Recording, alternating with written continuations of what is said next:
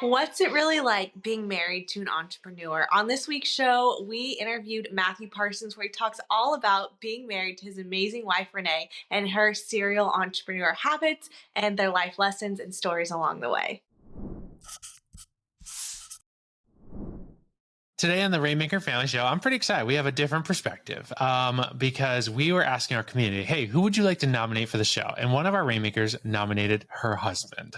And she said, hey, you should have my husband Matthew on and have him talk about what it's like to be married to a serial entrepreneur. And knowing Renee, who nominated Matthew, I was like, yes, this would be great. She said he can give you all kinds of hilarious, sometimes frightening stories of what it feels like to be inside a marriage with an entrepreneur. And so if you are the crazy entrepreneur in the relationship and listening to this show, grab your hubby, grab your spouse, grab your partner, or grab that person in your life who kind of looks at you crazy sometimes, but still loves you and trusts you to do crazy things. So Matthew, welcome to the show. Yeah, thanks so much, Stephen and Chelsey, for having me on. It's exciting to be part of a podcast, and with Renee, being married to Renee, I follow you guys kind of closely, and so yeah, thanks for having me on. I'm excited to be here. Now, when she said all kinds of hilarious, sometimes frightening stories, I was just like, I need to hear some of these stories. So if you had to choose one, what is a hilarious or frightening story of being married to an entrepreneur that you could share right off the bat? Yeah, I mean, I think one of the scariest things being married to an entrepreneur is that Renee has all these kind of, I'll generalize and then I'll kind of bring it back to a specific story. But I think, being married to an entrepreneur can sometimes be scary. I mean, I'm the one that has the corporate job, and I'm the one that, brings in the finances, so to speak, although we both work together on that. But, I bring home the bacon, so to speak, and Renee has a lot of visions and ideas and entrepreneurial spirit to, kind of make it big for the family. Right. And so I think one of the scariest, perhaps, stories in relation to entrepreneurial thing, and I think this kind of goes back to she's a big giver too. We're big givers. Right. So we give of our time and our finances to causes that we feel are, I don't want to say worthy. That's not the right word, but just things we believe in. On our heart, just things we believe in. And over the course of the years, we've given bigger and bigger. And so I would say probably the scariest thing was that we had this particular thing we wanted to give to. I came home from work and I'm exhausted. And back then I had quite a commute. I had about an hour and a half commute every day, like each way. So I come home, I'm exhausted, and I get in the door and Renee's all excited. And she's like, babe, I have this thing I want to give to, and I'm really excited. I'm like, stop. Like, I can't do this right now. I'm like, you need to just chill. Give me the details of what it is that you're interested in giving to, and then we'll talk about it. So she's like, okay, I want to give away all of our money. Like, we had this this nest egg that we were saving for a house, right? And she's like, I want to give away all of our money, and I'm like, no, we're not doing that. Like, it's not happening, right? Like, go away. Don't talk to me for a while. Let me decompress from this long commute that I had. She didn't even start with like a little bit of money. It was just like, I want to give away all the money. Yeah, she was like, I'm sure she had been thinking about it all day, or it had been going on for maybe days or weeks. I don't know. And so I was like, I can't deal with this right now. I got to process this stuff, because this is nuts. Like, we've been saving for months, well, maybe even that point, maybe for years. I don't remember exactly. And so it's like, if we give away all of our money, naturally you're like, how are we going to get that money back? Like, we're giving away all our money, and what, are we just going to rent forever? I don't know. And so we give away all of our money. I'm super stressed. And let me add to this too. So she convinced Renee you to actually. Give away all so yeah, how long did it take you to? You just went from 0 to 100. Yeah. It took a couple weeks. It wasn't like that same day I was like, oh, okay, yeah, let's just do it. Like, I'm more on the conservative side of things. Like, I'm thinking, okay, we're gonna give away all of our money, and then we're just gonna rent or be destitute. I don't know. So, but I came around to it, and we did end up like basically zeroing out our bank account completely. Wow. And let me add to this too. So so Renee had quit her job to go into like charitable work type stuff, right? So she's basically volunteering, right? So we have no money.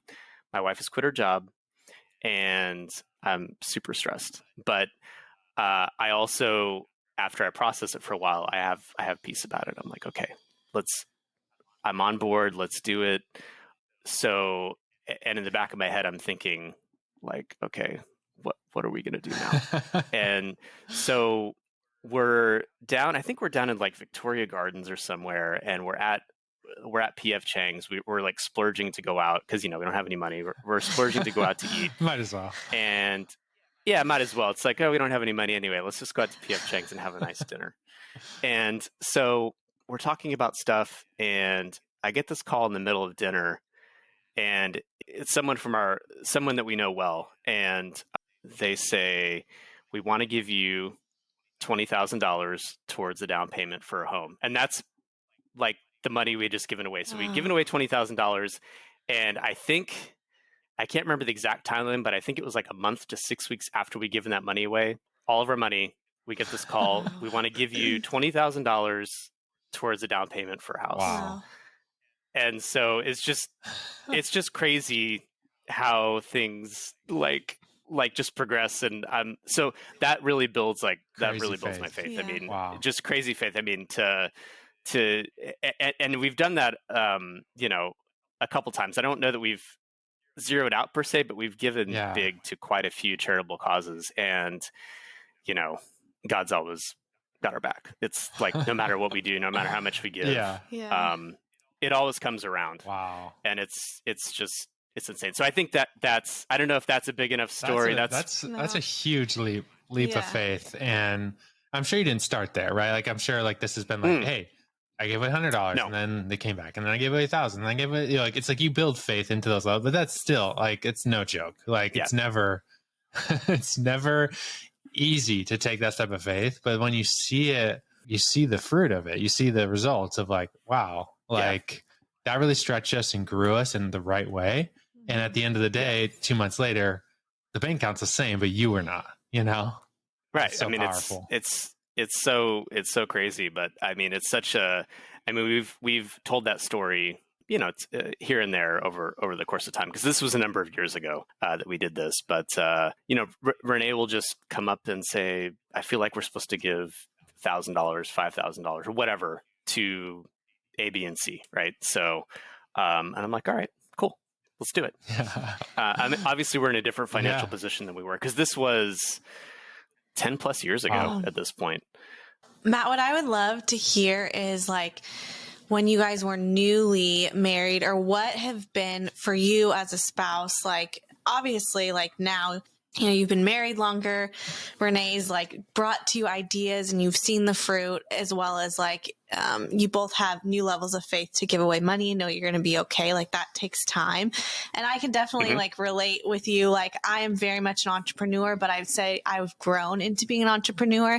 I wanted the stability. I'm the crazy one sometimes. He is. And sometimes we've reversed roles a little bit. Yeah, that's true. But I definitely, like when we're doing hiring or, the next big I would say mostly in our business, I want to know like how is this going to pay off, and what are the steps, and are we going to be okay? Like I very much think that way.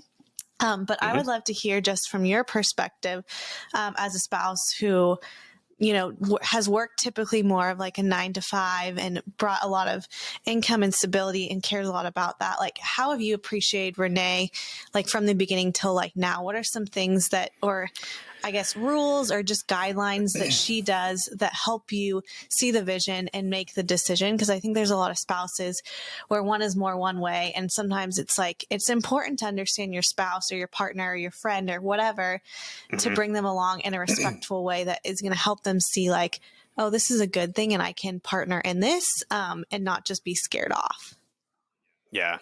So I will say too, even though Renee is huge, from an entrepreneurial standpoint, she also is completely behind me. I mean, she has supported me through thick and thin, before we married, obviously while we're married.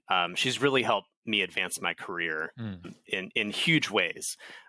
because she's more of a risk taker, right? So she's helped me at the corporate job that I left this past October. I'm a community college teacher now, but when I was doing corporate, she really helped me advance my career substantially. Wow. Through, helping me prep for interviews for new roles, through advancing my education. I mean, almost to a fault. I mean, she just is always there for me. She's always on my side. And I mean, that's huge to have, to really truly partner with someone who loves you is massive. I mean, obviously, I know you guys clearly love each other, and so I'm sure maybe it's the same for you guys too. You guys always have your each other's back. So having her in my corner all the time, no matter if I'm happy, if I'm sad, if I'm stressed, is huge. I will say too that because I know this doesn't really think I've answered your question, but Renee's dealt with a lot of medical things too. And so I've been that support for her in that respect. So I think we really support each other. But I will mention too that because of the COVID pandemic, I was actually working 2 full-time jobs for over a year. Wow. Which is crazy. Yeah. And part of that was to kind of help cover, medical costs and just and for me again, it was great having the money, but it was also super stressful. It's like, working 2 jobs. It's crazy. Yeah. But we've ultimately transitioned to a point where I'm teaching community college, and I'm like, I was stressed about leaving the healthcare position and just doing the community college job. But man, it's been a game changer as far as like family time and time with Renee to help support her, time with the kids to help just be a family. I mean, I have being community college professor, it's like I have time off, when the kids have time off, I get like lots of breaks. It's, I had great benefits and time off with my corporate job, but man, being a professor has just been fantastic. So that's awesome. I really enjoy it. So that's awesome. So, even I think Renee was saying that taking a pay cut by doing that, but also getting a lifestyle increase, the peace, following the peace again and being like, hey, I'd rather do this, make less, but free up my time to do more with the family. And it sounded like she said that you have been maybe dabbling in your own side hustle now. But before we get into that, I want to hit one thing that you talked about, because I think it's so powerful. Because sometimes I think the entrepreneurial, partner in the relationship, right, is kind of like, well, why don't they, like, I want them to change so they see, what I'm doing, right? So maybe it's the wife. She wants to do this thing, and she's like, I need you to support me. And we always talk about that too. Like, how do you get someone to support you? But what you said there is so key. Like, Renee's been supporting you for years. Like, she's been like giving. And I think when in a relationship, in a marriage, like when you go in with that mindset, like, I'm going to give 100%, or 110, and then there's just that reciprocal. So like when then she's like wanting to dream about and do something and take new ground and something like that, it's like you have that like years of, she's been loving you and supporting you, and you're like, yes, babe, go do that thing. Like it's just like, I think a lot of things in marriage work this way, right? I could go down a lot of different alleyways with this one, but I think like what I'm thinking of, is, you can't just expect to take, you can't just expect to get a quick win without the long-term nurturing of the relationship in love, and so it's so cool to hear that behind the scenes, like she's doing that, and that has paid off in just mutual support. When she has a crazy idea, you're like, hey, let's do it. Right. That's awesome.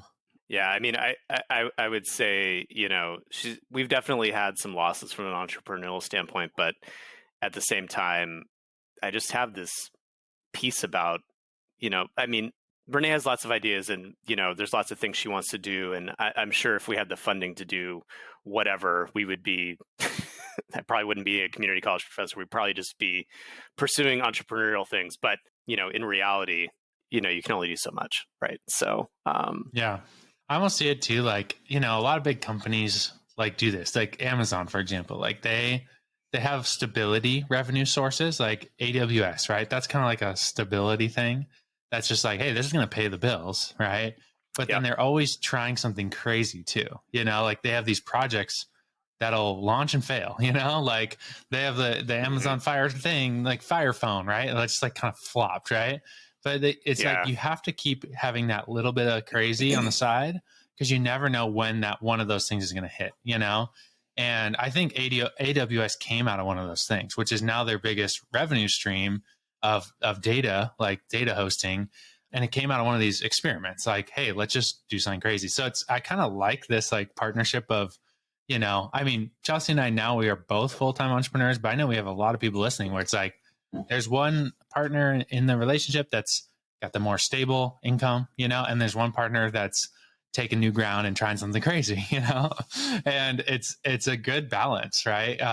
It's a really good balance, and you guys help each other balance out. So yeah, no, we definitely, we both think not completely differently, but her mind works differently than mine. We balance each other out really well, I feel like. And I feel like I do, take more risks with just from a side hustle perspective, or just things that we want to do together. Like, okay, we need this amount of money to invest in this particular project. Let's talk it out and process it, and then we'll figure out how we're going to proceed. So, yeah.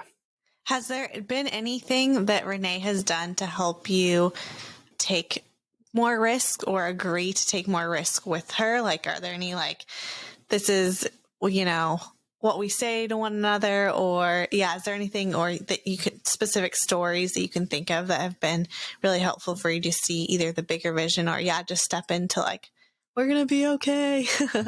Yeah. I think us just, praying together about things, processing things together, has helped me really come a long way. I don't know if I have like a pinpoint exact thing that I could say that has helped me. I think it's just been a process of trying things. And, again, some things work out, some things don't. That's just part of being an entrepreneur, right? So what are you experimenting with on the side now between family and college professor stuff? What have you been dabbling around with? Well, so we signed up for the plan. Okay. And for those listeners that don't know what the plan is, it's essentially a way to invest in crypto. So it's kind of like my crypto 401k, if you will. If anyone's been kind of following the crypto market, there's been a big dip. So we're kind of in a bear market right now. So anyway, the plan has been great. Made us some pretty decent money. We, invested not a huge amount, but a decent amount. Yeah. And it's been profitable. Again, I'm on the tech side of things. I think, Renee brought it to me and I was like, okay, well, what do you think? Do you think this is like worth investing? And she's like, yeah, I think it's worth investing. That's and awesome.